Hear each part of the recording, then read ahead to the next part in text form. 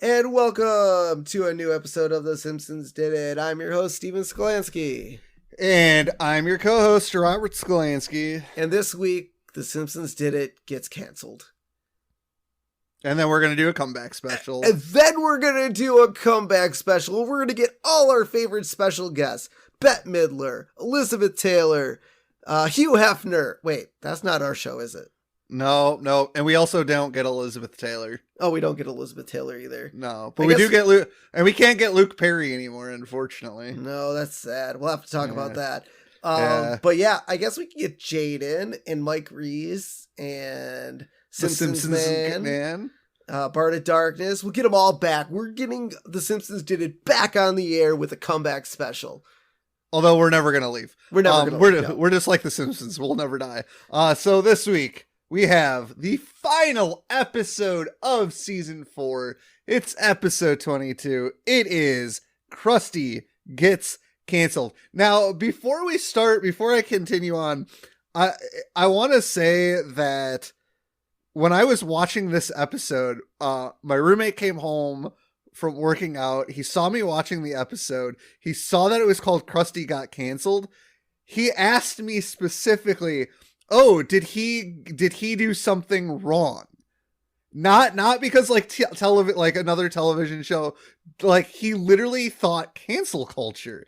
And I was like, that is so weird that in this day and age that you watch, you see an episode like this and your first thought is, "Oh shit, he did something wrong." And I had to explain to him like, no, like there's a whole other plot point that like his show gets canceled because of outside interests. Yeah. So like it's crazy. So like if you ever watch this episode and all you see is the title and you think cancel culture, you were wrong. Yes, this was also made in the 90s, so that did not exist back then. You mean accountability didn't exist in the 90s? Anyways, this aired May 13th, 1993. Sad. Yeah. Recap. When Krusty is taken off the air, he must do a comeback special to save his career. With the help of a couple friends. Yes. Our chalkboard gag this week. I will not charge admission to the bathroom. Now, my question is which bathroom? Teacher's lounge bathroom, girls' bathroom, or boys' bathroom? Yes. All of them? How did he monitor all 3 bathrooms? He's got Millhouse and Nelson. Oh, okay. He's got a few lackeys to help collect on the bathroom payment. But I really got to go potty. $20. But I don't want to pee my pants. $30. At that point, I just run outside and piss on the school. Anyways, couch gag this week is our final repeat. It is from Selma's Choice. It is The Simpsons getting caught in a net trap. Yep. Yeah. Yep. Oh, those hunters. They get The Simpsons every time. Yeah. All right, guys. So are you ready? We're beginning live from Springfield Harbor, where the sewage meets the sand. And then there's a crab. I mean, it looks like a dump pile. It actually looks like Racine's Beach for a while there. But a crab crawls up onto the land and coughs and then spits because it's a really crappy beach. Yeah. And so we get Springfield Squares, which is a reference to the show Hollywood Squares. Yes. That's pretty good. That's I love it, doing it on a beach. Yeah. So our celebrities this week for our Springfield Squares is the Capital City Goofball, Princess Cashmere, Barry White, which he must have hung around in Springfield, I guess. Yeah. After whacking days, like, you know what? This town sucks. I'll hang around to be a celebrity on Springfield Squares. Yep. Rainier Wolfcastle, Lurleen. So apparently she made some form of comeback from her downtrodden days of, what was that? What episode was that? With the award show? Oh, the Itchy and Scratchy, right? No. That was the Excellence Award for Homer. Oh, that was the Excellence Award. Okay, yeah. So she got out of the dumps a little bit and got onto Springfield Squares. Yep. And finally, Troy McClure. Well, so that's not all of them. I couldn't read the names of the bottom 3 squares. Yeah, so the bottom right one was that Charles dude who didn't want to leave his box, which we'll talk about here in a second. And then the other 2, we didn't get the names. The names for those, unfortunately. So they taped it outside because that is a reference to when they used to do that for Hollywood Squares. They used to tape it like live on location. Yeah. So no, it was definitely a pretty cool idea. And so I do like how there's an announcement that says, tidal wave is coming. Everybody get off the beach. Yeah. And so, all the celebrities go to Barry White's square because, hey, it's the most protected square on the beach. Well, I mean, you could have just gone to any of the 3 that were up there. Yeah, I mean, that would have probably been good. But Barry White's, man, it had like a couch in it and some furniture. And yeah. And so this whole tidal wave thing was a reference to an earthquake that shook up a 1971 taping of the Hollywood Squares. And Center Square, Paul, Lind? Was hit the remaining spot where everyone else ran off stage. So, I mean, it's... to add on to the outside taping, this is a reference to the 86 version when they taped outdoor on location in Florida. Okay. Yeah. Which makes sense. It's Florida. It's nice pretty much 2/3 of the year. Yeah. And so now we get a commercial for Gabbo. Bart, what's Gabbo? And then we see a news headline. What is Gabbo? Or who is, or what is it? No, I think that was the billboard. I think that was the bill. No, that wasn't the billboard. No, it was the newspaper. Homer picked up the newspaper and says, "Who's Gabbo?" I mean, I guess if you really want to get someone's attention, just doing a commercial that tries to hook you on, it's a good way to do it. Yeah. And so I like how Lisa's like, she pours over that there's not going to be any information. Well, I'm going to use all the power in my brain to figure it out. And it's just a sleeping donkey. Yep. With flies. That's Homer's brain. Yep. That's Homer's brain. And so we get a Gabbo is coming billboard. But Burns reads says Garbo. Who's Garbo? So, because he tells Smithers that he wants to look nice, and I believe this is a reference to the actress Greta Garbo. Yeah, she must from have the 1940s. Okay, 50s, so that must have been Burns's take on it. Yep. And so we get 5 days till Gabbo. And so we go to church, and Lovejoy's like, everyone is saying Gabbo this and Gabbo that, but no one is saying worship this and Jericho that. Oh, God. Oh, Lovejoy. And now we get Gabbo here today. And so then we learn that Gabbo is a puppet and the show is on when Krusty is on because they're watching TV. They're like, this today at 4:00. And the kids are like, that's when Krusty's on. Yep.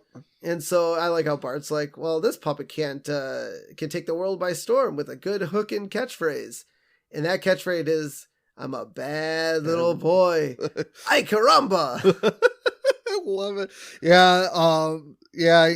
So is there like 2? I guess there's multiple television stations because we have the Spanish station and because we see that later because Krusty watches Bumblebee Man. Yeah. And so now we get Gabbo doing his big opening number. And it's he sings, "You're gonna like me, you're gonna love me, because I can do most anything. I can do the holly golly," and he does a little tap dance thing. I can imitate Vin Scully. And for those of you who don't know, Vin Scully was the longtime Dodgers broadcast announcer who retired a few years ago. Yeah, he's like, let's take a time out from this triple play to talk about Farmer Dan's pure pork sausages. I'll give out shiny dimes. I will travel back in time. And he brings back like a pilgrim. And so then we get like miniature toy soldiers and like little Russian dolls that come out and they're singing and they're like, you're going to like him. You're going to love him. It's the greatest show in town. And that last line is a reference to the Ringley Brothers and the Barnum Bailey Circus. It's the greatest show on earth. And now my question is, so is this intro going to be taped and reused every episode, or do they got to actually perform this every single episode? Well, if they're and we're gonna get into this because I do talk about them doing it live later on. Yeah. So I feel like they do this live every time, or it's possible they pre-tape it and they start it. So like when we do our newscast now, our 5 p.m. show, we pre-tape our intro stuff and then we come out live. So you could theoretically tape the intro and then dissolve out to a camera shot live. Okay. So, right. And so now we cut to Krusty saying the dummy doesn't scare him. He's like, I've had plenty of guys come after me, and I've buried them all. Hobos, sea captains, Joey Bishop. Don't forget the Special Olympics. Oh yeah, I slaughtered the Special Olympics. So I guess maybe the sea captain had his own show at some point. Maybe. But Joey Bishop is a real comedian. He starred in the situation comedy The Joey Bishop Show, which premiered in September of 1961 and ran for 123 episodes over 4 seasons, first on NBC, later on CBS. Bishop played the character Joey Barnes, at first a publicity agent, and then later a talk show host. And then his wife, or the actress Abby Dalton, joined the cast in 1962 as his wife. Nice. So that's who Joey Bishop. There is a lot of references in this episode. I'm just going to state that right now. There is a lot of them.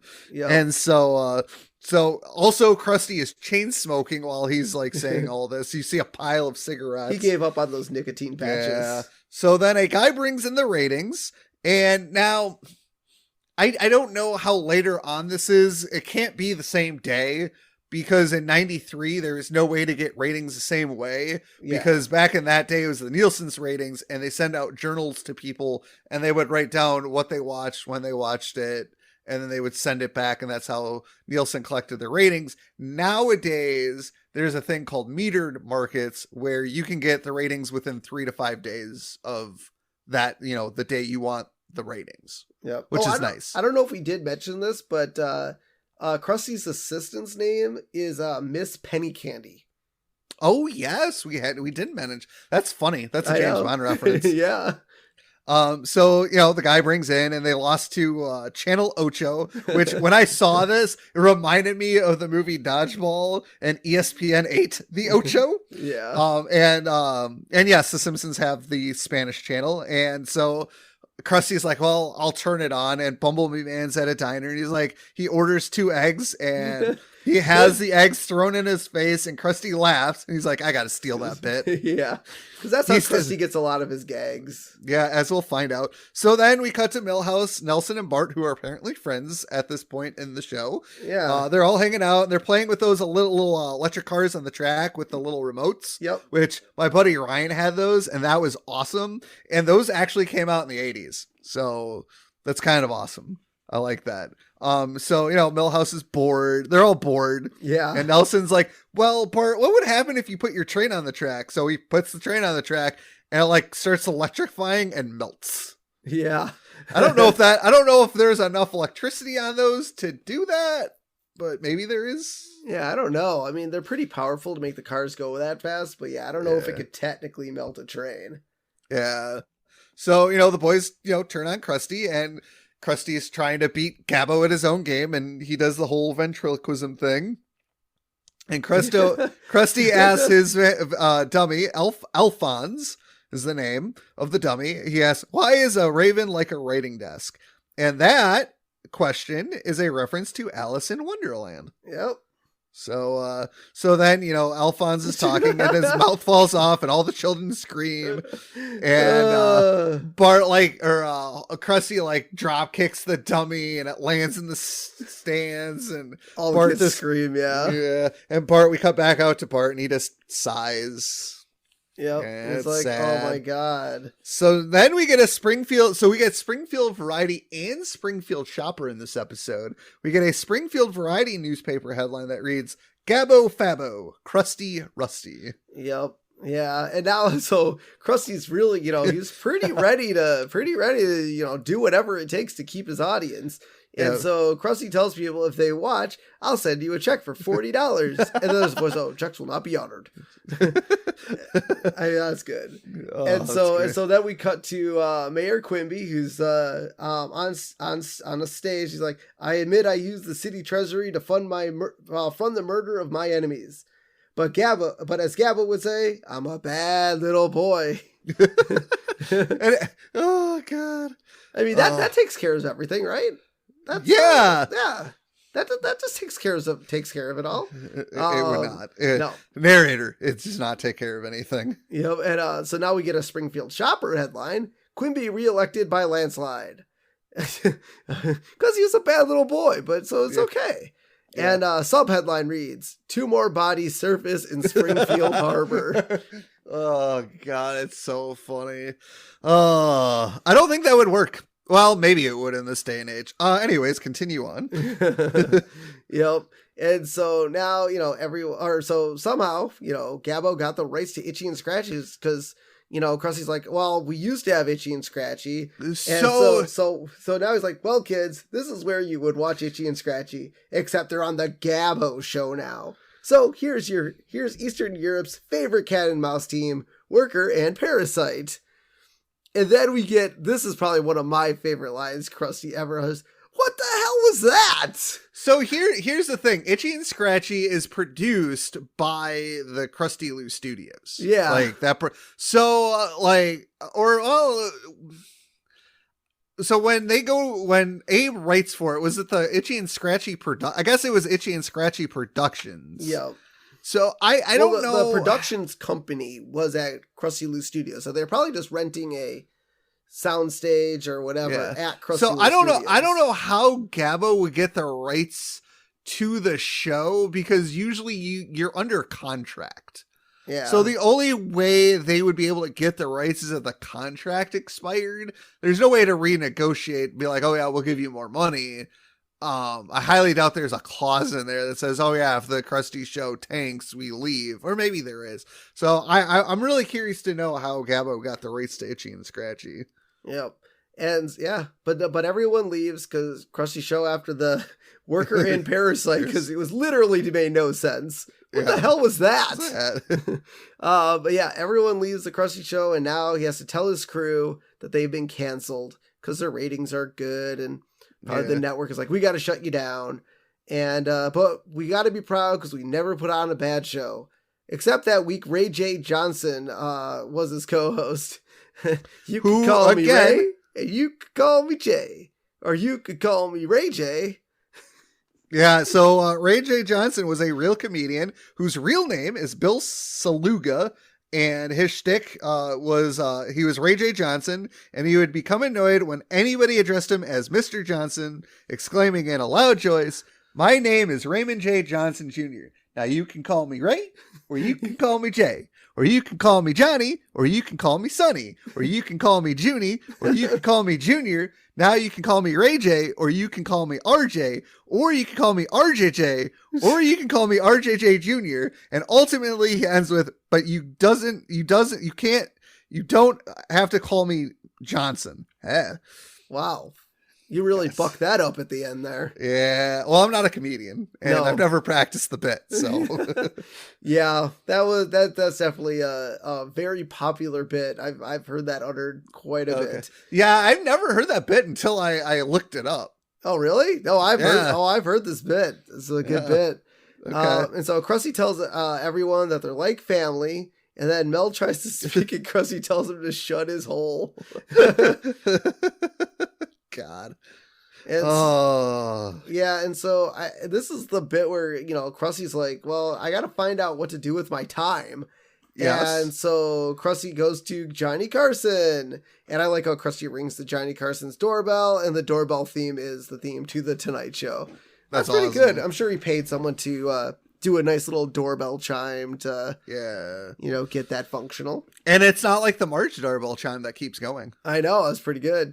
And so Krusty asks how Carson copes with not being on TV. And Carson asks Krusty about his financial situation. He says he probably made a lot of money, Dewey's like, yeah. And so now they go play tennis because obviously Johnny Carson has a tennis court at his house. Yes. And, Carson asks Krusty if he wants to stay for dinner. And he's like, no, I got to go. Well, you're going to miss out because we have some special guests. And one of them was like a San Diego zoo monkey handler, probably. Yeah, like the fact that he's like, I think he still believes he's on TV. Oh, really? Yeah, I think that's the bit where he's like, oh, and our guests are going to be so and so and so and so, and Krusty just kind of wanders off. Yeah, he's like, yeah. So now we cut to Krusty, who's doing an audition for Melrose Place, and he does a scene. He kisses the other actress, and he doesn't get the part. She honks his nose. Why is he still wearing the nose and the face paint? Yeah. Well, didn't we learn that it was like an accident or something and it's like permanent? That's true. Yeah. Well, the face paint was. But there's episodes where he takes off the face paint. There is. Yep. Yeah. So now we go to Springfield Downs, and it's a horse race without jockeys. Apparently. Because the horse wanders over to Krusty. Yeah. And Krusty bet on a bad horse, and the horse just... No, don't look at me. I'll get away. I'm like, I feel like the jockey, if there were any, would guide the horse away, I guess. Yeah. So then we cut back to the Simpsons watching the Gabbo show, and Gabbo does a prank phone call bit, which Bart is like, Gabbo stole that from Krusty. And Lisa's, Krusty stole that from Steve Allen, who voiced Bart in the season 3, episode 18, Separate Vocations, when Bart was a witness. It's the episode where Bart becomes a hall monitor and Lisa becomes a she becomes the quote unquote bad boy. Yeah. And yeah. So, and so my question is, does Bart do the prank phone calls because of Krusty?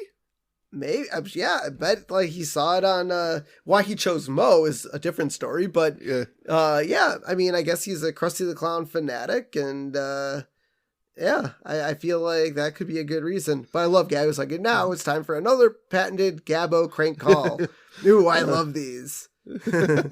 And so, but the fact that Bart's like, oh, he stole that from Krusty, and Lisa's like, well, he stole that from Steve Allen, and then Grandpa is with them. He's like, everything's stolen nowadays, like the fax machine, which is just a waffle iron with a phone attached. For anybody younger than the age of 40, well, maybe 25. A fax machine is a phone, but also like a printer thing where you put a piece of paper in and it scans it and it sends it to another fax machine after you dial a phone number into it. And then this is the meme where you go, shut up, Grandma.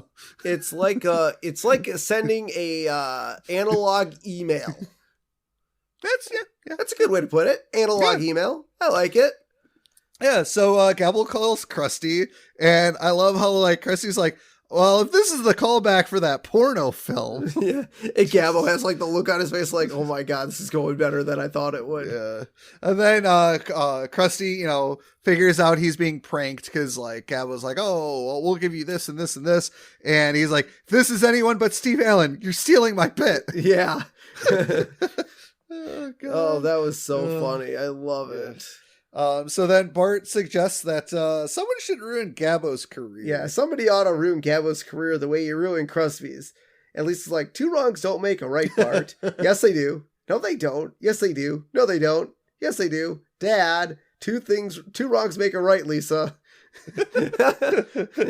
Oh, my God. Well, I mean, in theory, 2 wrongs could make a right. 2 lefts make a right, too. Isn't it 3 lefts make a right? Or is it 3 lefts? I think it's 3 lefts make a right. Okay.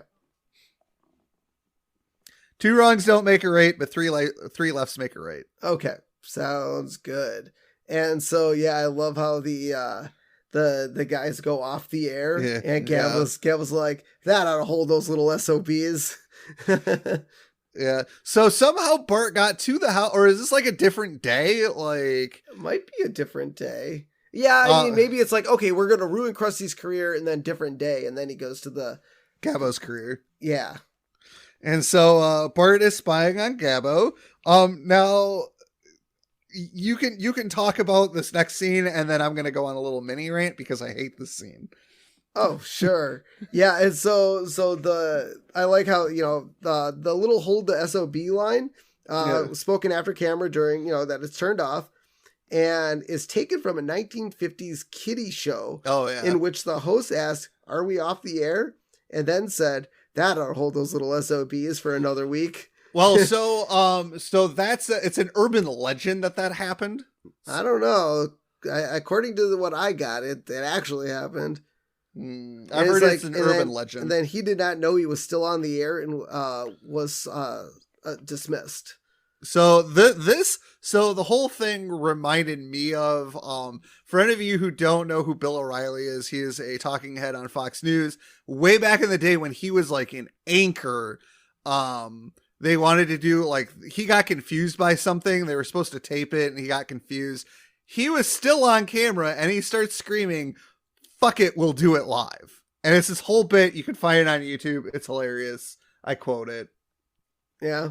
Oh, okay. And then so I like how after we do that, we cut to Kent Brockman, and after he goes off, he's like, "Well, you skipped the whole thing where Bart distracts the camera guy, and he goes, oh, hey." Right. Somebody wrote a naughty limerick on the men's room wall, and the guy's like, "I gotta see this." And so Bart flips the camera back on. So this is my problem. First of all, are they doing this live or are they taping it? Granted, it really doesn't matter because the cameras are always on in a studio. It seems to me they were doing this live because, they cut to commercial. Yeah. Turning a camera on will simply not put you back on air. This is not going to happen. So Bart flipping the camera on. So Gabbo would have never been caught saying this in the first place. But I thought you said the cameras are always on. So that's the thing. So they're probably in a commercial break. Bart literally flips a switch on the camera from off to on. That's not going to put you back on air. Well, some button puts you back on air. Yeah, it's when the commercial break is over. I highly doubt the commercial break is over. But can't you? Plus, hold on. In a studio, for a camera to be on you, somebody in the back has to push a button to put that camera on air. Plus, somebody has to turn your microphone on. Your microphone is most likely... Now, granted, there are mistakes where a microphone is left on. Whenever you're on stage, you should always, if you're ever taping or doing news, always act like the microphone is on. So, this whole scene is just... It's not good, and I don't like it. And we're going to move on. Sure. Yeah, you could just make that call. I just want to make you more angry. So, but okay, to be fair... You're saying the button on the camera can't make it back on air, but there is a button that does make it back on air, regardless of where. Let's leave it at that. Regardless of where, but where the button is, that's a different story. But there is no button to put you back on air. So if they're doing this live, there is what we call in the industry a master control room that controls when commercial breaks are run. Somebody pushes a literal button to roll a commercial break. Yes. So when you come back from commercial break, usually, I don't know how it was done in the 90s. I'm assuming in the 90s you might have had to push a button to bring you back on air. Usually you're also telling your talent to stand by. So there is no reason that Gabbo would be saying this live on air, because they would have told Arthur, "Hey, you're going to be live in 10 seconds. Okay. But Bart wanted to screw that up, and it was funny. But now we cut over to Kent Brockman, who does the same thing. He thought they end the news cycle, and then he's like, "That'll hold those little S.O.B.s." Well, he laughs about the line. Yeah, and he turns. He's like, "Oh, the segment's over," but I'm assuming the little red light is still on the camera, and he says it, and then they have a graphic that's like, Kent Brockman in trouble. I'm like, they had that ready to go quickly. Well, they knew he was going to pull that crap, because he's probably said it before. Yeah. And so we get a headline, Gabbo's still #1 in Springfield. Brockman fired. This is the first time Kent Brockman has been fired. Yep. Yeah. And so Bart and Lisa, find Krusty on the street corner with a sign that says, "We'll drop pants for food." Because now he'll do anything to, because he's eat. Apparently he's homeless. He lost his entire, But is he? I don't know. It seems really weird, but I guess so. And then I do love I completely forgot about this old man just ain't what he used to be. It's like that guy's giving it away for free. Yeah, the old man has his pants dropped. This old man ain't what he used to be is great. I love it. Oh, it's so awesome. I absolutely love that guy. That guy is fantastic. Yeah. And so the kids take Krusty back to his apartment, which, okay. So I guess Krusty lives in an apartment, not a mansion, I guess. Well, he doesn't have any money. Well, I guess. So he downgraded. Well, wouldn't he have a bunch of money if he sold his mansion, I guess? No, because he wasted it all on horse racing. Right. And so Krusty's like, 35 years in show business and already no one remembers me. Just like, what's his name? And who's it? And you know, that guy who always wore a shirt. You know, I kind of do that too when I'm like, you know, the thing with the guy. Yep. You know, the guy. Exactly. And so Bart and Lisa are looking around the room and they see a picture of Luke Perry. He's like, oh, you know Luke. I didn't know you knew Luke Perry. It's like, know him. He's my worthless half brother. And Lisa's like, yeah, he's a big TV star. Yeah, on Fox. Another punch at Fox. What was Luke Perry's favorite, or not his favorite? What was his big show? Was it 90210? Yeah. 90210. Or was it Dawson's Creek? No, that's what's his nuts? Were they both on that show? Vanderbeek. Oh, okay, maybe you're right. So maybe it must have been Melrose Place, yeah. Melrose. He did Beverly Hills 90210 from 1990 to 95, and then 98 to 2000. Yep. He was also on the series Riverdale. Yeah. Oh, yeah. He played Archie's dad before he passed away. Yep.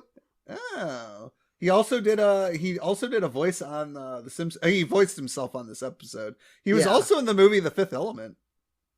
Oh, I might have to go back and check that out. I don't know that one off the top of my head, but yeah, so we'll have a moment of science here for Luke Perry on The Simpsons. Did it? Okay, has it been long enough yet? I don't know. Thanks, Homer. But yeah, I mean, Luke Perry is awesome, dude. I absolutely love Luke Perry. But yeah, Elizabeth Taylor's a friend of Krusty's. Bette Midler. Him and Bette Midler owned a racehorse together, and they called it Crudler. Oh, that was good. But you figure Krusty would be better at betting on horses if he actually owned a horse. You would think, but you'd be wrong. Yeah. But yeah, so Bart and Lisa come up with the idea to basically recruit all of these stars for a comeback special. Yep. I mean, that's a pretty good deal. I feel like that's a really good way to, you know, get everyone back on board with Krusty. And Krusty's down for it. He's like, all right, kids, you go get that. I'm going to go get ready. And then he gives them the address book. Yep, he gives them the address book. And so then Krusty's like, it turns on the TV. And now the old man from the street now has his own TV show because they're basically just giving away TV shows. Yeah, they do. Anyone can have a TV show. Even now, okay, look, this is crazy for the 90s because a lot of celebrities, you know, were just getting their own TV shows. Nowadays, with the streaming and the internet and everything, dude, you could literally have your own YouTube channel, which we do. So check it out. Simpsons did a podcast on YouTube. Any old schmuck can do this. Absolutely. Anyone can have their own show. And that's almost what this industry has become now. I mean, almost every person under the sun, I mean, you might not be big or might not get famous from it, but literally anyone could have their own show now. Yep. Yes, you can. Yep. And so now we see Bart and Lisa go meet their first celebrity, Bette Midler, on the side of the road. Yep. There's I love how there's a sign, litter removal next 2 miles, courtesy of Bette Midler. Yep. Because she is now, I don't know if you know anything about Bette Midler in real life. I sure don't. Is she a very environmentally friendly person? She must be. I don't know if she voiced herself, so I don't know if she would do that if she wasn't. But the sign is inspired by actual signs on Los Angeles freeways. So yeah. So I love Snake and some other guy drive by. Snake throws a can out the window. Now I had to pause it. When it lands on the ground, it is clearly a Buzz Cola can. Clearly, if you pause it, it says Buzz Cola. But when Bette picks it up, it is now a Duff can. Oh, those animators. They screwed up. And so I love how like Bette Midler runs down Snake and Snake's like, oh no, it's Bette Midler. And she throws the can back in the truck and Snake just spins out and crashes. I don't like know an if I action heard film. I don't know if it exploded or not. I don't know. It was know off either. camera. Yeah, but it's funny because it's like, you know, those action movies where like they run down the bad guy, and so, you know, Bart and Lisa talk to Bette, and Midler's like, yeah, I'll do the special, and another guy drives by and throws a Duff can out his window, and she's like, I have a mission to do, and she chucks the can long distance, lands it in the dude's car, and the dude spins off the road. That one explodes. I'll get you, Bette Midler. Yeah. And then that one explodes. Yes, that one explodes. So then we get the Shelbyville Star Tours, where Hugh Hefner has his own pad. And yeah, he's, I think obviously Hugh Hefner has passed away as well, but didn't he have 2 mansions? Didn't he have one like in Florida and one in Hollywood? I think so, yeah. And so, you know, Bart gets to be the one to talk to Hugh, and this is the first time he has smoked a Bubbles pipe. No, second. Yeah, I said it's not the first. Oh, I thought you said it was his first. No, it's not the first time. I think it's the same outfit. All together, the same outfit from when the next door, the new kid on the block. Yes. And so like, yeah, he's got the bubble pipe, and Hugh is showing him around, and the bunnies are like doing science. Like, you know, I do like this where like they don't dehumanize the women. Yep. Like they make them like smart and sexy. Well, weren't most of the Playboy bunnies actually like college grads? Like they actually did stuff. It was more of a secondary job for them. Yeah. And so like Bart's like, can I call you Hef? And Hugh Hefner's like, no. No. So they get Hugh Hefner, and so then we cut to Moe's, and we have a sign outside that says, tonight only at Moe's, the Red Hot Chili Peppers. And, why were they even there? Your agent said this place could hold 30,000 people. That's the point. They're like, oh, you Mo lied to their agent. He's like, yeah, this place can fit there. Well, don't forget, didn't they host Aerosmith in there? Not Aerosmith. Was it Aerosmith? Aerosmith, yeah. Yeah. So they and didn't they also like that was the Flaming Moe's episode, wasn't it? Yep. Yeah. So but Barney is the only one there, and he's like, we want a Chili Willy. We want Chili Willy. We want Chili Willy. So is there a band Chili Willy, or is that the reference to the cartoon from the 50s and 60s? I think Barney's drunk. That's fair. That's a fair point. But it could be because of that. It'd be Chili Peppers, Chili Willy. It could be the cartoon reference, yeah. Yeah. So Bart goes to Moe's. Somehow he knew the Red Hot Chili Peppers were going to be there. Well, there is a giant ass sign hanging outside the Moe's. Okay. So he goes in. He's like, hey, would you guys agree to perform for Krusty? And the band's like, yeah, as long as you can get us out of here. So Bart goes, Mo, hey, Mo, look over there. And Mo looks, and he gets like, everybody. What am I looking at? Yeah. Is it that thing? What am I looking at over here? And so they all leave, and Homer. How did Homer not see the Red Hot Chili Peppers, like, leave the bar? Maybe he saw them leave the bar, just maybe didn't recognize them. I don't know. So Homer walks in, and Homer's like, Mo, what you looking at? And or no, he's like, oh, Mo, can I look too? And he's like, it'll cost you. And so my wallet's in the car. And so Homer runs out. Mo's like, he's so stupid. And then Mo turns and looks at it again. He doesn't even know what he's looking at. No. So now we cut to Lisa. Well, we don't see Lisa and Bart, but Lisa and Bart went to go see Elizabeth Taylor, and her assistant's like, oh, well, they wanted you to do something special, and I told them to buzz off. And she's like shining an Oscar award, and she's like, good. So Lisa and Bart go back to Krusty to tell him the good news. Well, here's my question, though. Here's my question. So Bart and Lisa went on this journey for all these celebrities, right? Yes. Okay, so Hefner's, I would say, fair, because he lives in Shelbyville, and we learned last episode that Shelbyville is like 40 some miles away, so they could have taken a bus or something. Okay, kids traveling on their own on a bus, probably not the safest, but I'll let it slide. Okay. Bette Midler must have been somewhere on a Springfield highway. Yes. Okay. I get that. Maybe kids on the middle of a highway might not be the safest either. But where the hell does Elizabeth Taylor live? Maybe she lives in Shelby. Maybe everybody has a pad in Shelbyville. Well, because remember, it's the Shelbyville Stars tour. Oh, right. Yeah, so they all live in Shelbyville or have second houses or third houses in Shelbyville. Shelbyville, that's where all the celebrities want to live these days, huh? Yeah. And so we get Lisa and Bart going back to Krusty, and he's now fat because he was drinking milkshakes. Yeah, Lisa's like, Krusty, what have you done to yourself? I thought I'd get into shape, so I've been drinking nothing but milkshakes. You mean those diet milkshakes? Uh-oh. So Lisa and Bart invite Krusty to stay with the Simpsons. Yep. And so Homer tells Krusty, you can sleep on this fold-out couch. Oh, and then he starts ripping out the foam in it. He's like, oh, that must have been our old sofa. See? Yeah. See? This is how we know how many couches the Simpsons go through. Homer just completely forgot that, Yep. Now, it could have been the one from remember when they did the Living Room Olympics and they destroyed the couch? Brother, can I spare 2 dimes? Yes. Maybe that was the fold-out couch Homer was talking about. Maybe. Yep. And so now Krusty and Marge, basically there's a montage, Marge working out, and Marge is knocking things over with her hair again.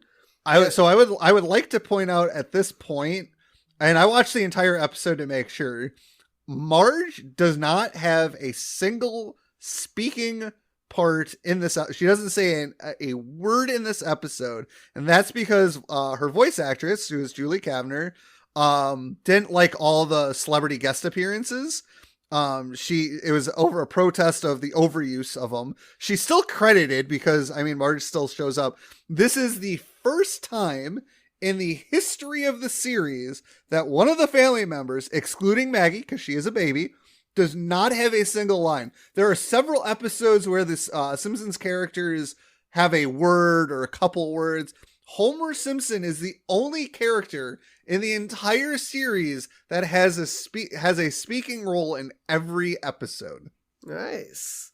So this is the first one. Well, I guess my question really becomes then there have been a few episodes from this point on where they have a ton of celebrities voicing it. We'll put a pin in it, but I feel like Julie Kavner must have gotten over her, her not wanting a ton of celebrities in an episode. Money will do that. Yeah, apparently. But yeah, so then we get to Krusty practicing throwing pies, and he throws a pie at Homer's face and just keeps missing and hits the wall until Bart gives him a hot one straight out of the oven. And Krusty, is like, ha, and then hits Homer in the face, and Homer yells in pain. It's like, ooh, yum. Yeah, he eats some of the pie off of his face. Yeah, hot pie coming through. And so that would have hurt. That would probably, I feel like if you took a pie directly out of the oven after it's done cooking, Krusty would have burns on his hand, and Homer would probably have at least second-degree burns on his face. Oh, yeah. Dude, they'd both be destroyed. Yes. And so Homer and Krusty are now boxing in the living room. And, Krusty just isn't feeling it because he's like, I don't know if this is going to work, until Gabbo shows up on TV and then starts beating the crap out of Homer. And then Marge changes the TV channel. No, Maggie. It was Maggie. Okay, Maggie changes the TV channel to like a financial channel. And now pork prices are on the rise, which makes Homer upset and starts fighting Krusty. So, that's a good way to get a boxing match going.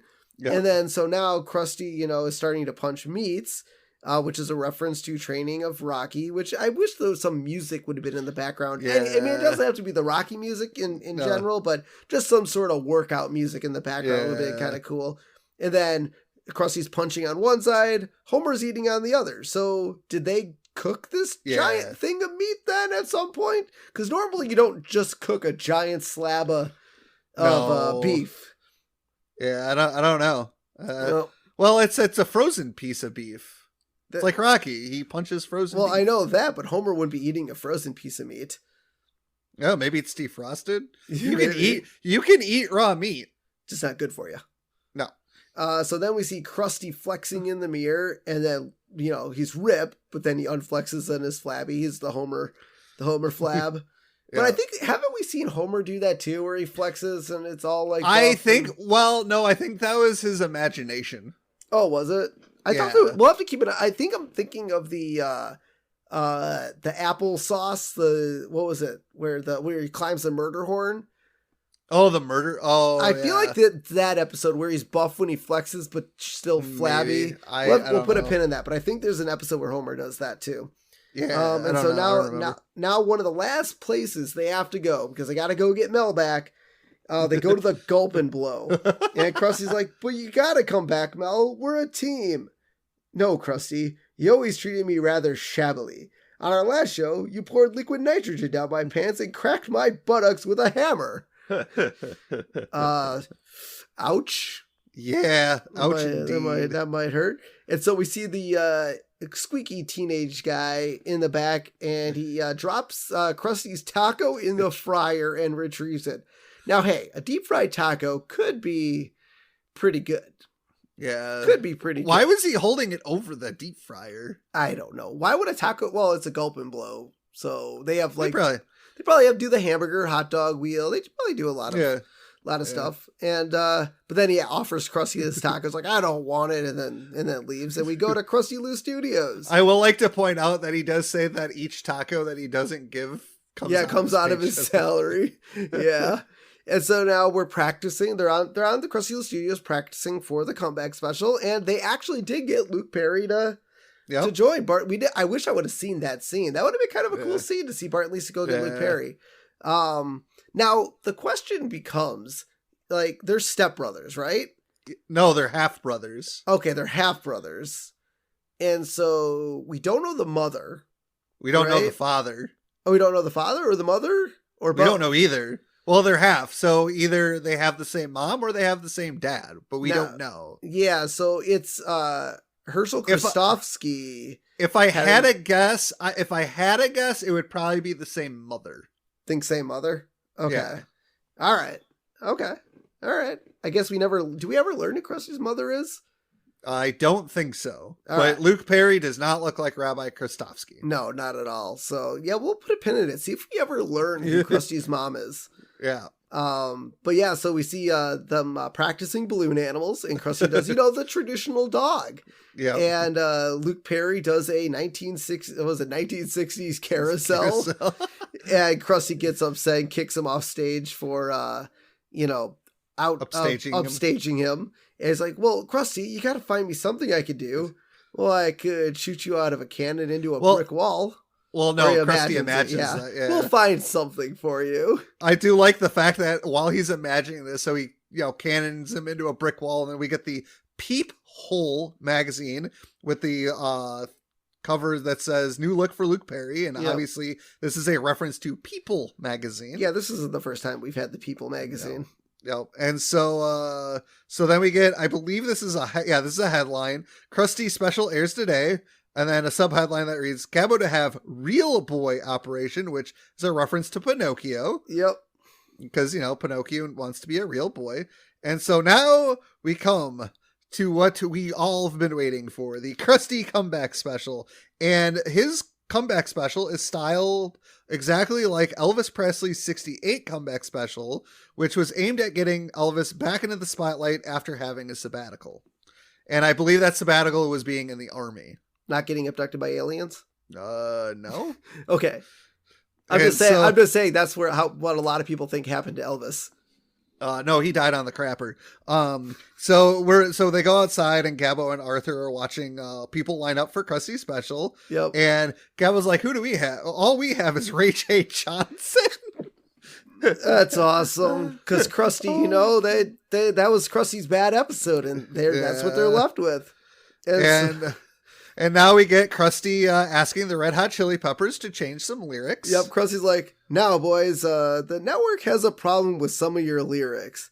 Would you mind changing them for the show? Forget you, clown.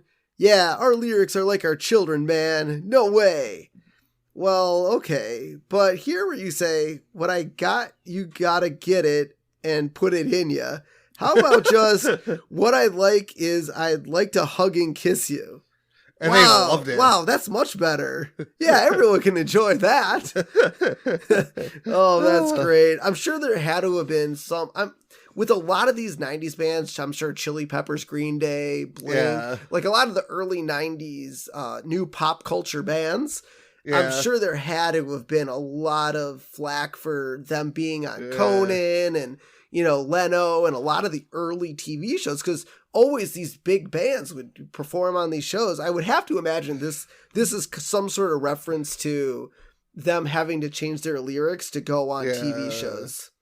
So also, if you notice, they are in their underwear and they play in their underwear. And this is apparently, I didn't know this. I don't know if you've ever seen Chili Peppers live, but apparently they used to play in the nude. Oh, did they? I guess so. I did not know that. But yeah, Krusty's backstage watching the Red Hot Chili Peppers perform, and they're like dancing around in your underwear. That's so degrading. And then Krusty's dressed up in an old-fashioned little kid's adult, complete with curly wig, tuffled shirt, and tights. Yeah. 30 seconds till your little stinker sketch. Give me a bigger lolly. So now we start the show. We get live from Springfield, the entertainment capital of the state. We don't know what state that is. So now we get Krusty singing, "Send in the clowns, those daffy, laughy clowns. Send in those soulful, doleful schmotes by the boatful clowns. Send in the clowns." And then Mel shows up and he goes like, "Do, re, mi," and then he sings the rest, and they hug and they make up, and Mel's like, "Krusty, I love you. Quiet you." And so the reunion of Krusty and Sideshow Mel, which during, he's singing the song "Send in the Clowns," is a reference to the 1976 on-air reunion between Jerry Lewis and Dean Martin on the former's annual telethon. Nice. That's a good pull. Yeah, so that's a very touching song. I enjoy it. It's on their I think most of this is on the album, one of the albums. Oh yeah. So now we get to Luke Perry, who is shot out of a cannon through the stage, or through a window in the production facility in the studio, through the window at the Museum of Sandpaper. Yep. Apparently there's a museum for sandpaper in Springfield, and then through the Quickie Mart, through a jar of acid, sulfuric acid, which are half price. Yep. Which he was like, as he goes through, he's like, "Oh, my beautiful face," and into a pillow factory, which is then demolished. Yep. Which is fantastic. Oh, that was awesome. And he survives. He survives. Because you see him at the end of the episode. Yeah. And as we've already done, the Red Hot Chili Peppers sing "Give It Away" in their underwear, and we see Krusty getting ready for his bit with the lollipop. Yup. And so now we see Johnny Carson on stage, and he's like, "Now, Johnny, what do you got for us? Jokes? A little magic? Actually, I thought I'd lift this 1987 Buick Skylark over my head." And so he walks over, lifts the car over his head, and nods to the audience. And Krusty's like, "Hey-o!" Yeah, he's singing, while he's singing this, he's singing the famous aria, Habanera, from the opera Carmen. Yeah, it's like, "Johnny, that's amazing. Oh yeah, get a load of this." And he starts like juggling the car in the air. Oh, that's awesome. And so we get Elizabeth Taylor watching the special, and she's like, I gotta fire that agent. So apparently she would have done it for Krusty. Oh, she would have, but her agent was an idiot. Yep. Or the guy was like, "That Krusty the Clown guy? No way." Yeah. Or something. Most agents, when they look at someone that's been canceled or down, they're like, "Yeah, we're not getting involved with that guy." But we get Peter and the Wolf, which is the musical piece that Hefner plays on the wine glasses from the children's story composed by Sergei Prokofiev. I don't know Russian. Some Russian, some Russian guy. One of the many Sergeys from Russia. Yes, yes. And then so now we get the finale of the special with Bette Midler and Krusty singing "Wind Beneath My Wings," which is a Bette Midler's. Yep. Yeah, that's pretty good. I mean, obviously she's got to do something of hers. And then I like how at the end, Midler thinks Krusty deserves an Emmy, but Krusty's like, "Yeah, the Academy hates me." And then he goes on a rant against the Academy. Yup. And so now we close out the episode where they celebrate at Moe's because, I mean, that's where you got to celebrate in Springfield. Is that Moe's? Yeah. And so now we get Hugh Hefner doing the love tester and getting cold fish. Which is hilarious. So for any of you youngsters out there who don't know who Hugh Hefner is, which you might because Playboy, he was the founder of Playboy, which is a risque magazine. And he was known as a, what's the word I'm looking for? Not a lover. Well, I guess lover boy. Like hot tamale. Hot tamale. He was a man of the ladies. Yep. And so for those of you that don't know, the ratings on the Love Tester MO are hot tamale, Casanova, hubba hubba, lukewarm fish, and cold fish. Yeah. Yep. And so Carson's, he's talking to Krusty at the bar. It's like, okay, so you gonna spend your money wisely this time? And then a lady walks up, hey, Krusty, I got your ruby encrusted clown nose. And he's like, that would not feel good to wear. No, probably not. Unless it's like rubberized because it's encrusted. So it could be like rubberized on the outside. So it's not a ruby nose. It's an encrusted rose. Yeah. Nose. And so Red Hot Chili Peppers come in just their underwear because why add clothes if you're already half naked? Yeah. And Mo says they can't come in dressed like that because it's a bar, right? I mean, you got to have some sort of dress code. And Hibbert and Wiggum are in their underwear too. It's like, get with the times, Mo. Yeah, Hibbert tells Mo to get with the times, and Wiggum's like, if it feels good, do it. And then Hibbert snaps his undies, and Wiggum's like, don't snap my undies. Yeah, that's not right. And so Krusty's like, I'm a star again. I don't know how to thank you, kids. And Bart's like, that's all right, Krusty. We're getting 50% of the t-shirt sales. Because like, what? That's the sweetest plum. What the hell? You deserve it. Thanks, kids. Yeah, they deserve it. They got this. They were the ones that put this all together. Yep. I mean, I do love the relationship that Bart and Lisa tend to have with Krusty. Yeah. Even though half the time, sometimes he doesn't remember who they are. Yeah. And so, Bart gives his speech. And during that speech, Elizabeth Taylor gets seen out of the window. Because she wanted to be involved, man. She drove over from Shelbyville to get involved. Yeah. And Bart says Krusty is the greatest entertainer in the world, except for maybe Johnny Carson. Because was he lifting Bart, like someone on a stool above his head? Abe and Jasper. They were on like this table thing, and Abe's like, is this the bus? Yeah. That's pretty good. I love this episode. There are so many good references. So many great. I disagree with Julie Kavner. I love the guest celebrities. She just wanted more lines. But it's fantastic. It's funny. It makes sense. It has a good flow. I think we all know where I'm going with this. It's a 5. Everything's coming up, Milhouse. Just a wonderful way to wrap up season 4. Yeah, I mean, it's fantastic. I'm definitely going 5. Everything's coming up, Milhouse. I mean, the introduction of Gabbo's so funny, and yeah. I know we do see Gabbo a little later down the line where he's kind of like Lurleen, just broken down and busted. So it'll be fun to get back to Gabbo eventually. But I mean, I love from start to finish. This episode is just a single A story, which I've said it in the past. I do love my A story episodes that are just full on A. I mean, they do go really well. And yes, there are some A-B story collaborations that go really well too, but correct. These ones from start to finish. Yeah. I love the celebrity guest voices. I think I would have loved to seen the script before Julie Kavner said, I'm not being involved. Like I would have loved to see what Marge's, take on this episode would have been, which is kind of cool.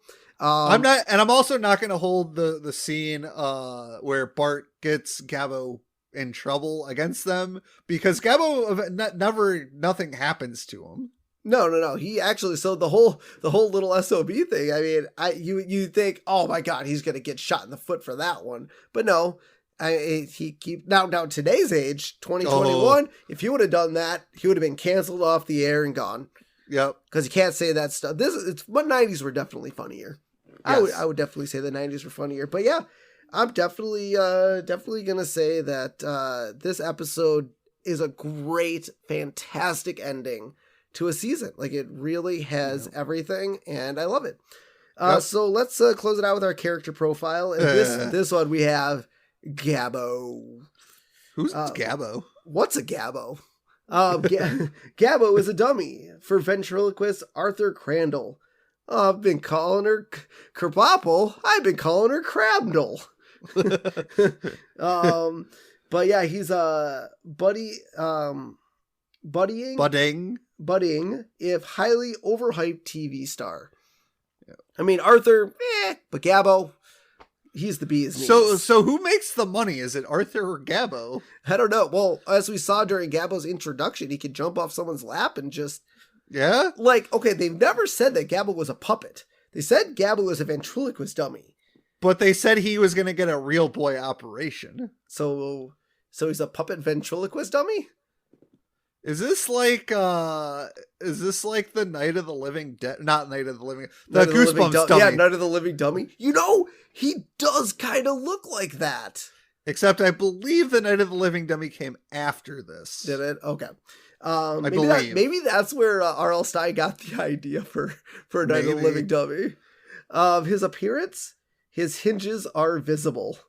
Yes. Overall demeanor, mean-spirited and annoying. Oh, by far. And talents can do both the Hully-Gully and an imitation of Vin Scully. I'll take that one. That one's pretty good. Yeah. Night of the Living Dummy actually came out in 1993. Came out in, I'm going to see if I have an exact date. Okay. Oh, May of 19. It was published in May of 1993. So I think this is just a coincidence. Just a coincidence. That's actually pretty funny. Yep. All right, guys. So let's close out season 4, where everyone can find us. Head over to Facebook, The Simpsons Did It Podcast. Our Instagram, Simpsons Did It Pod.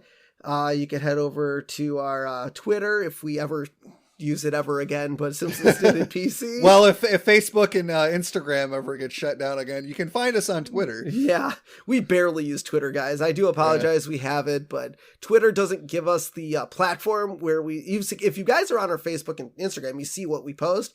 Twitter doesn't have the character profile to house what I like to say on our other social medias. Yes. But lastly, head over to YouTube, type in Simpsons Did It Podcast and subscribe, because we do want to eventually have a good URL for you guys. And so like, subscribe, comment. We do love all that. I love the people that do watch all of our episodes on the back end, whether it's for a second, third, or fourth time. Or the new listeners on YouTube. So absolutely thank you for checking us out on YouTube. Yep. If you'd like to donate to our podcast, head over to buymeacoffee.com/Simpsons Did It. Donate to our cause here. $5, $10, $15, $20. You'll get stickers for basic donation. We're coming up with other stuff for you for larger donations, so stay tuned for that. And lastly, give us a phone call on 612-584-0986, and let us know what you think about our podcast on there. You can also give us some feedback, your favorite parts and quotes of certain episodes, because we want to put that into our episode at the end, so that would be really cool. But yeah, give us a call. Jaden, if you guys have already been listening to it, if you guys don't know, Jaden LeBron did the voiceover work for it, so... Give amazing. So give him some kudos, even if you don't leave us a voicemail. That would be fantastic. So this is the end of season 4, and good news is we only got 29 more seasons to go. Are they on season 33? Season 33 right now. So we'll see you next week for the start of season 5. Yep. So until next time, I'm Steven Skolansky. I'm your co-host, Robert Skolansky. And this has been The Simpsons Did It. That ought to hold those little S.O.B.s. Shh.